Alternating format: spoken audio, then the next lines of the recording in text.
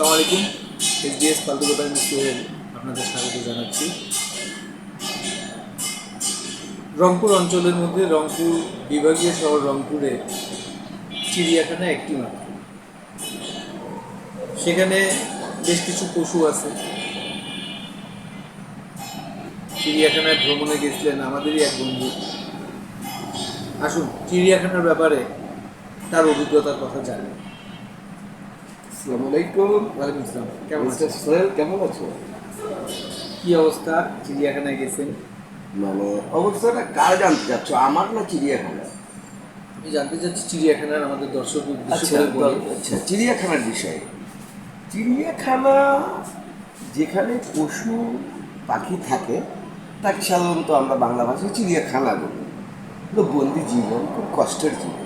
আমি দেখলাম যে প্রতিটা পশু পাখিকে বন্দি করে রাখে। এটা দেখে আমার মনের মধ্যে মর্মাহত হয়েছে এবং খুব দুঃখ পেয়েছি, আর একদিক থেকে আনন্দও পেয়েছি।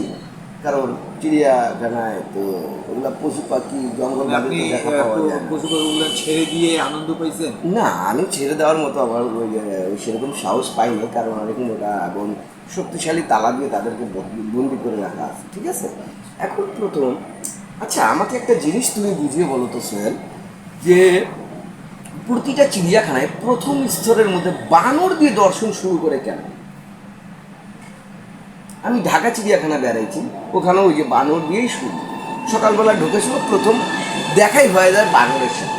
তো ঢাকার চিড়িয়াখানা আর রংপুরের চিড়িয়াখানার প্রেক্ষাপট আলাদা, কারণ ঢাকায় সকালবেলা 8টার দিকে যদি ঢোকা যায় সন্ধ্যা পর্যন্ত শেষ করা যায় না, কিন্তু রংপুর চিড়িয়াখানায় 25 থেকে 20 মিনিটে শেষ করা সম্ভব।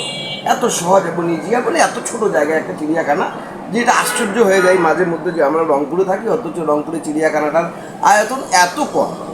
এইটুক জায়গা নিয়ে যদি একটা চিড়িয়াখানা বানানো হয়, অথচ তুমি একটা জিনিস লক্ষ্য করে দেখো, চিকলি পার্ক চিড়িয়াখানা থেকে কিন্তু অনেক বড়। চিকলি পার্ক রংপুর চিড়িয়াখানা থেকে কিন্তু অনেক বড়, আয়তনের দিক থেকে অনেক বড়। এদিক থেকে যদি ধরো তুমি ওদিক থেকে তোমার গঙ্গাচড়া রোডের পিছন পর্যন্ত তুমি পাচ্ছ, কিন্তু রংপুর চিড়িয়াখানায় এইটুক জায়গার মধ্যে শেষ। পৌরবাজারের বাউন্ডারি থেকে শুরু, হনুমান তালার বাউন্ডারিতে শেষ। তো এইটুক জায়গার মধ্যে তোমরা চিড়িয়াখানা কীভাবে বানাইলে আমার মাথায় ঢোকে নাই। যাই হোক, সেই আমি টাকা দিয়ে ভিতরে টিকিট কাটিয়ে পরিবারকে নিয়ে ঢুকলাম। ঢোকার প্রথমে দেখা হলো বাদরের সাথে। বাদর মানেই বাদরামি। বাদর মানে কি? বাদরামি। সে বাদরামি করবে। আচ্ছা, বাদরামি থেকে খেয়াল পড়ে গেল ওই মহিক রঞ্জনের কী খবর। মহিক রঞ্জন ইন্ডিয়ার যে তাপালিং করে সাংবাদিক একটা ছিল, যে এখন পলাতক আছে, ও মহিক রঞ্জনের এখন কী খবর? এই বানরের মধ্যে বানারামি করতো, সবসময় লাফালাফি ঝাপাঝাপি, অনেক ধরনের মিথ্যাচার বাংলাদেশকে নিয়ে করছে, পাকিস্তানকে নিয়ে করছে, নানান ধরনের মিথ্যাচার। এত বড় মিথ্যাচার, এবং বলতে গেলে সে জাতির সাথে অত্যাচার করছে, তার বিচারের সম্মুখীন আসা উচিত, কিন্তু সেই মহিক রঞ্জনের কোনো ধরনের বিচার হচ্ছে না, কিছু না। সে পলাতক। তাকে তো ইন্ডিয়ার আদালতে একটা অবশ্যই তাকে গ্রেপ্তার করে তাকে ইন্ডিয়ান আদালতের মধ্যে হাজির করা উচিত। সে এত বড় মিথ্যাচার কী কারণে করছে বলো তো বেশি, তুমি কিছু কথা বলছো। তুমি যেটা বললেন যে প্রত্যেকটা চিড়িয়াখানার মধ্যে প্রথমেই বাদরকে দেখা। জি জি জি। তো ব্যাপারটা হলো যে বিজ্ঞানের ভাষায় বিজ্ঞান বলে যে মানুষের আদি প্রজাতি ছিল বাদর। ওটা তো বিজ্ঞান মানে না না না না না না না না না না না, আমি তোমার সাথে একমত না। আমি আমি বাদর প্রজাতির না, হতে পারে ময়ূর বাদর বাদর প্রজাতির, কিন্তু আমি বাদর প্রজাতির না। আমি মানুষ হিসাবে জন্মগ্রহণ করছি। না না না, এটা দ্বিতীয়বারের প্রশ্নে যখন ময়ূর প্রসঙ্গ আসলো, বাদরের সাথে খেয়াল পড়ে গেল। আমি তো এক পর্যায়ে খুশি হয়ে গেছিলাম যে হয়তোবা কোনো বাদরের খাঁচায় ময়ূরকে আপনি দেখে আসছেন। না না, ওই রকমই দেখছি, বাদরামি করতেছিল, ঝাপাঝাপি, এই সেই কলা নিয়ে কারাকারি, এই কারাকারি ওই কারাকারি, মানে দেখে কোনো মানে মুশকিল অবস্থা। আরেকটা বাদরের যে কাজটা দেখছি সেটা হচ্ছে ওর কোনো কাজ নাই। ওইটা আমার মনে হচ্ছে ফিমেল বাদর, একজনের উকুন দেখতেছিল খুব সুন্দর করে, উপরে 2 তলার উপরে একটা সুন্দর বাউন্ডারি দেওয়া আছে, ওর উপরে উঠে সুন্দর করে উকুন বের করতেছিল। তো এটা আমার মনে হচ্ছে ওইটা হচ্ছে কি ওই প্রেমিক যুগল ছিল, তারা প্রেমিক এবং প্রেমিকা। তো প্রেমিকার শরীরের মধ্যে উকুন হওয়ার কারণে সে প্রেমিককে ঘেঁচতে দিত না, এই কারণে সে রাগ হয়ে অভিমান করে, অথবা সে হচ্ছে আপনার ক্ষোভের মুখে, যেই মুখে হোক না কেন, সে তোমার হচ্ছে উকুন বাইর করতেছিল।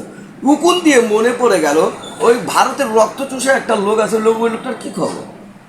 নরেন্দ্র মোদী? হ্যাঁ হ্যাঁ, আর তুমি কীভাবে বুঝলো? এই রক্তচোষা মানুষের কী খবর? কখনো ভারতের মানুষের রক্ত খায়, কখনো পাকিস্তানের মানুষের রক্ত খায়, কখনো আমাদের বাংলাদেশে পানি দিয়ে, আমাদের বাংলাদেশকে পানি দিয়ে ডুবায়, বাংলাদেশের মানুষের, কর্মজীবী মানুষের রক্ত চুষে খায়। এবার আর কী খবর? এখন কী অবস্থা? সে তো এত মিথ্যাচার করছে, এত ধরনের মিথ্যাচার, যার মানে যত বলি তত কম। সে একটা মানবতার দৃষ্টিতে সে তাকে মানবতা অপরাধের মানে আমার মতে তাকে দণ্ডিত করা উচিত। কারণ সে যে কাজগুলো করতেছে জাতির সাথে, তারপর হচ্ছে তার নিজের জাতির সাথে করতেছে এটা তামাশা বানায় রাখছে, ভারতটাকে তামাশা বানায় রাখছে। ওই কি অবস্থা, কি ওই উকুনের কি খবর এখন? সে তার জায়গায় ভালো আছে। আচ্ছা, তো তার দাড়ির উকুন কি কমছে? অবশ্যই তার দাড়ির উকুন কমছে। আর মাথার মধ্যে যে উকুনগুলো ছিল, যেগুলো নিয়ে ঠিক কিলবিল করে মুসলমান হিন্দুর মধ্যে সবসময় দাঙ্গা লাগানোর চেষ্টা করে, তারপরে এটা করতো এটা করতো, এটা কি মাথার উকুন কমছে না এখন উকুনটা সেরকমই আছে? আপনি রংপুর চিড়িয়াখানার ব্যাপারটা বললেন, হ্যাঁ এখান থেকে আপনি চলে গেলেন ময়ূখ রঞ্জনের, হ্যাঁ চলে গেলেন নরেন্দ্র মোদীকে। হ্যাঁ। আসলে আপনি কোন জায়গায় যেতে চাচ্ছেন? মানে এদেরকে বাঁদর আর উকুন আর কচ্ছপের সাথে তুলনা করতেছেন? না, আমি তুলনা করতে যাচ্ছি না। তুমি যদি মনে করে নিতে পারো তো করতে পারো। আমি যেহেতু ভাই আমি কাউকে নিয়ে কোনো ধরনের মন্তব্য করি না। সবচেয়ে বড় কথা যে আমি একটা সাধারণ মানুষ, আমি সাধারণভাবে জীবনযাপন করা পছন্দ করি। আমি আজকে গেছিলাম চিড়িয়াখানা বেড়াইতে, আমাকে খুব ভালো লাগলো। যাই হোক, বানরের কথা শেষ। বানরটা দেখার পর দ্বিতীয় জিনিসটা দেখে আমার মন একবারে খুব খুশিতে, একবারে মানে এই যে আমার ধরো 32 ইঞ্চি, যেটা 42 ইঞ্চি আমার কিন্তু চেস্ট, হ্যাঁ, এটা হচ্ছে তোমার 84 ইঞ্চির মতো বড় হয়ে গেছিলো। কারণ এত সুন্দর দৃশ্য, এই যে সাধারণত শহরের ভিতর ওই দৃশ্য দেখা যায় না। মনের সুখে হরিণগুলা সুন্দর করে ছুটে বেড়াচ্ছিল ভাই। ছোট ছোট বাচ্চা নিয়ে যা সুন্দর করে খেলাধুলা করতেছিল, আহা, দেখে মনটা ভরে গেল। তারপরে যায় মনটা আরো খারাপ হয়।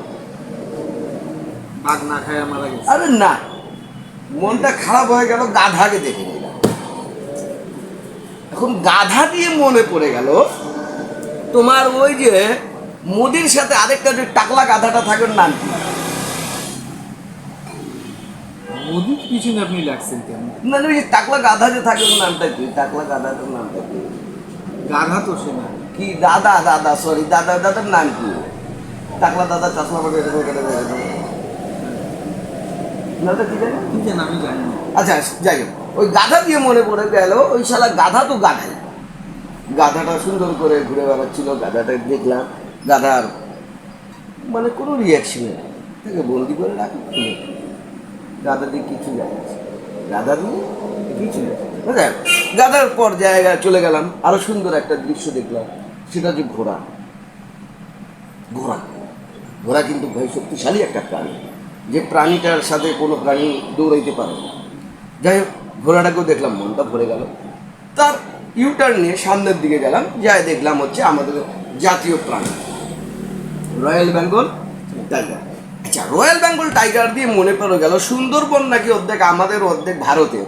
তো অর্ধেক যদি আমাদের থাকে আর অর্ধেক যদি ভারতের থাকে, তা আমাদের ভাগের মধ্যে কতগুলো রয়্যাল বেঙ্গল টাইগার আছে ভাই? 500টার মতো। 500টার মতো। তো 500টা যে রয়্যাল বেঙ্গল টাইগার আছে, তাহলে ইন্ডিয়ার ভাগে কতগুলো পড়ছে? এখন সেটা একটা প্রশ্নাতীত বিষয়। কারণ হলো বাঘ, পাখি বা পশু, এদের কোনো বর্ডার মানে না। আচ্ছা, এদের কোনো বর্ডার থাকে না।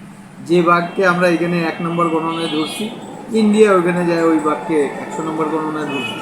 আর এই বাঘ তো ওখানে যায়, ওদেরও 1 নম্বর হইতে পারে, এখানে আসে আমাদেরও 1 নম্বর হইতে পারে। এটার বিষয়টা উজ্জ্বল রাখেন।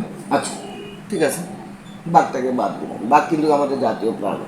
তো বাঘ দিয়ে মনে পড়ে গেল অনেক বানর আছে যে আমাদের সাথে বান্ডামি করতে যায়। আমাদের জাতীয় পশু হচ্ছে বাঘ, রয়্যাল বেঙ্গল টাইগার।